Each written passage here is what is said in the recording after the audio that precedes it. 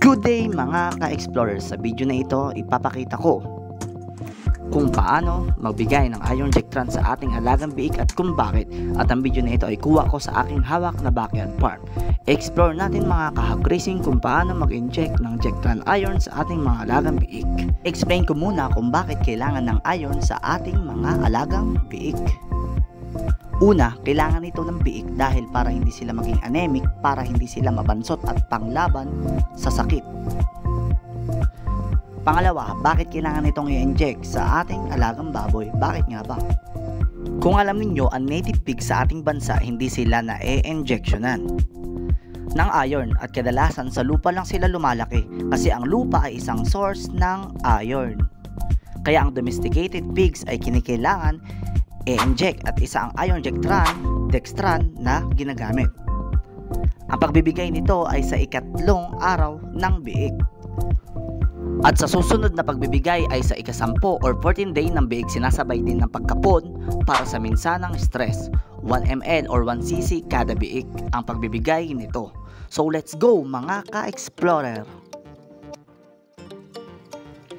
So mga ka-explorer, on the way na tayo doon sa backyard farm na bibigyan natin ng iron Jectran. Let's go!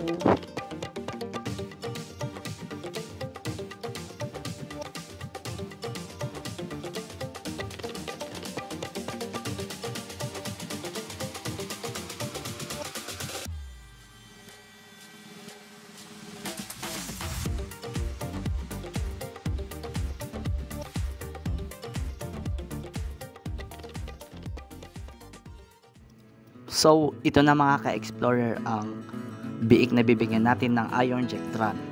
So, pang 3 days nila ngayon.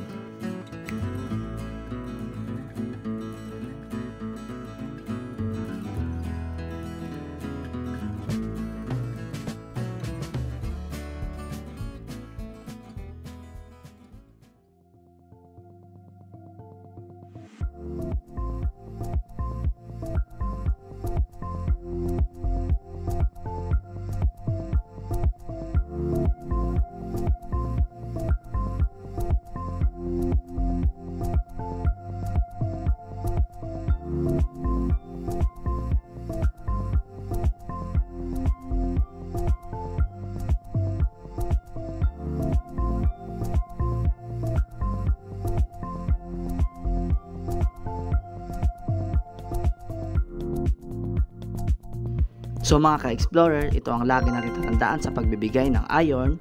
3 days sa first shot, second shot, 10 days or 14 days kasabay ang pagkapon by intramuscular injection and 1 ml per piglet or kada biik. Kung hindi ka pa marunong mag-injection na intramuscular, meron ako isang video na nakalagay dyan sa description. Panoorin nyo na lang mga ka-explorer para malaman ninyo kung paano mag-inject na intramuscular sa ating alagang biik. Thank you for watching mga ka-explorer. Subscribe, like, and share. Thank you so much.